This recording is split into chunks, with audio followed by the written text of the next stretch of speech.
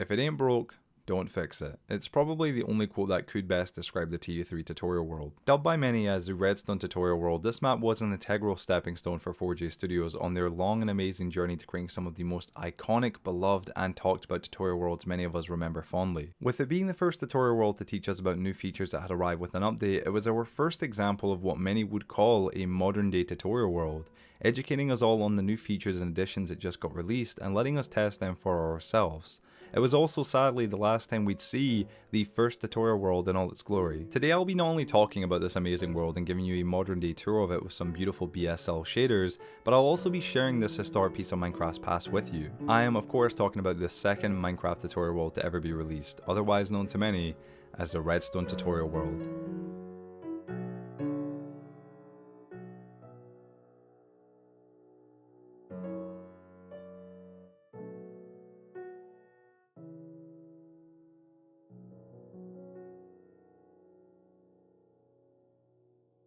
So welcome back ladies and gentlemen to what is yet again another brand new video on my channel. Today, as mentioned in the hook for the video, I'm going to be talking about Minecraft's second tutorial world, and along with touring out some beautiful shaders on and reminiscing with you all about the past, I'm also going to be giving out the download for this world for both the Bedrock and Java editions of Minecraft, meaning you'll have the opportunity to also relive the nostalgia of Minecraft from over a decade ago. So it's July 13th, 2012, exactly 9 weeks and 2 days since Minecraft officially launched on the Xbox 360 Arcade Store, and a small but exciting update has just been released bringing pistons to the blocky world of Minecraft. The update wasn't anything huge like current day updates such as the caves and cliffs, but it was impactful. Many players had been patiently waiting since Minecraft got released on Xbox for the addition of pistons, and well, this update brought them, along with shears, the ability to play with different skins other than Steve, and some much needed bug fixes. It was an exciting era, one where the player base wasn't unhappy if the latest update didn't change an entire biome or dimension, but where the community just wanted to see the game they enjoyed continue to improve. Something else though that was added was an update tutorial world, and that takes us nicely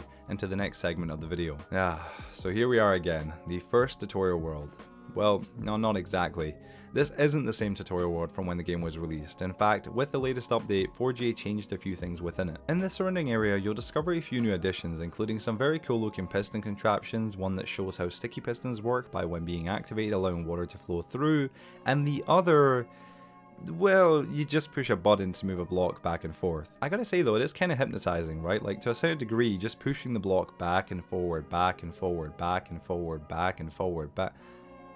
God damn it. Leaving the spawn though is where you'll start to notice a few more small but strange changes, including the sudden thickness of the massive wall sign in the sky saying Minecraft. Heading from spawn into Lonersville, you'll see that nothing has really changed. It's still abandoned, still has no bathrooms, and the inner criminal in you still has a deep feeling of wanting to steal everything in it. The only real change you'll probably notice actually is what looks like lava in front of the castle on the coast just along from Lonersville. Heading towards a castle, your deepest fears will be realized. It is indeed lava.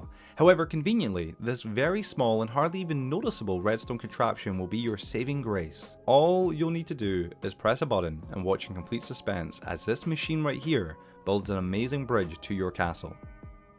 Well, it's supposed to. See, the machine used to work, but I'm playing on 1.19 on Java Edition a decade later after this map was actually originally made, meaning for some unbeknownst reason, the machine just doesn't work anymore, meaning we can't get across and no bridge for us. But no need to worry though, you can obviously just jump the gap. Now, swiftly moving on, once you manage to get inside the castle walls, you'll notice nothing inside has changed. The only real change within the walls is the addition of these two cobblestone stairs. Yeah, this is it.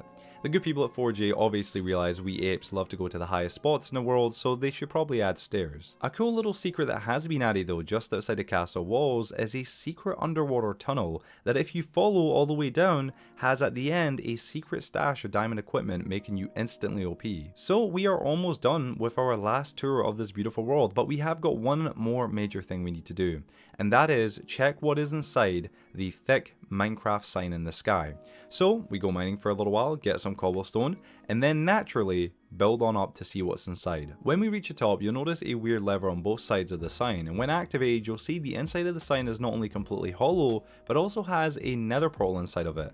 However, mine is kind of broken, I guess you could say. Not sure what happened to mine, but regardless, now we can go to the nether and kick some nether enemy butt. On second thought, just don't go to the nether. You know, in fact, just avoid the entire sign altogether. It's really not worth it, honestly.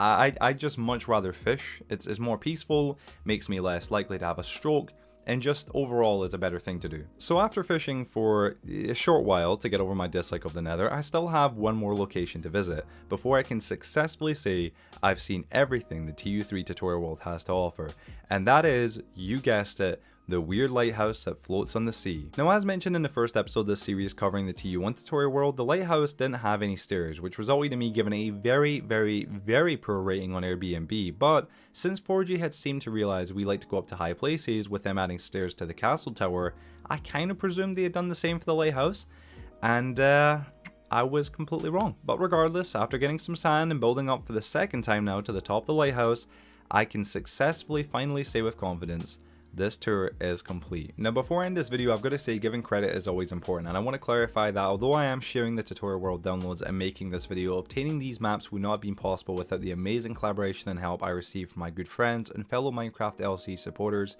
Jake, Emmy, and MC4F. These people right here invested insane amounts of their own time to help make this project possible, so please show them and their amazing YouTube channel some love by subscribing to them. And that is it, ladies and gentlemen, that is the end of today's video. Thank you so much for watching it. If you did go to enjoy this video and found it interesting or useful, please share it with your friends and family, drop it a like, and if you have any subjects or topics you'd like me to cover in a future video, leave a comment letting me know what they are. Also, be sure to subscribe and turn the notification bell to stay notified when I release any new videos, and other than that, I'll see you peeps hopefully in the next video. Have a good day, everybody. Kill me, I had a really bad voice break.